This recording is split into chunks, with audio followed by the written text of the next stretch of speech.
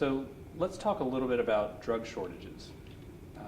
How long has the problem been going on, and how significant is the problem?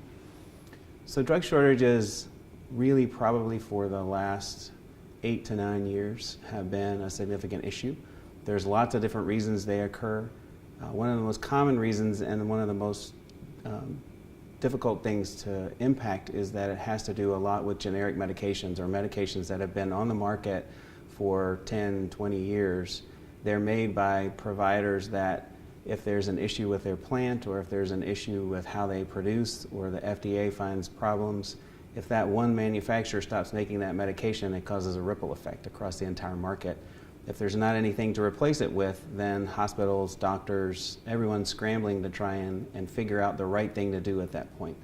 We've had significant issues with shortages related to hurricanes. Hurricane Maria in Puerto Rico created significant issues for just plain IV fluids, normal saline and dextrose that you would give that's a carrier for lots of drugs that we administered. And for close to 6 months, there was a significant shortage for that, which changed care across hospitals and changed the way we deliver care.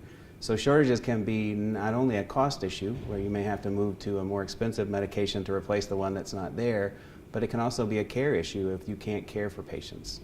Oncology agents have been in short before, in which case certain types of cancers have to be treated differently or maybe treated with a different therapy that's not as effective as the one that would be available that's in shortage.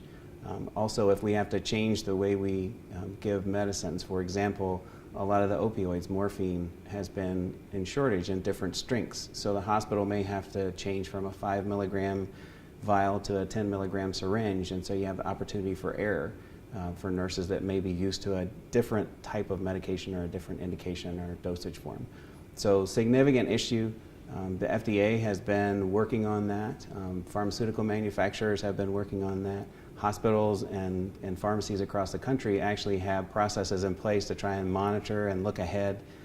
The problem being if a shortage is possibly announced and hospitals start to drive by in order to get ahead of the shortage, you tend to create a loop in the market which creates a shortage that's worse than it was before. So trying to make sure that everybody has got the drug in the right place at the right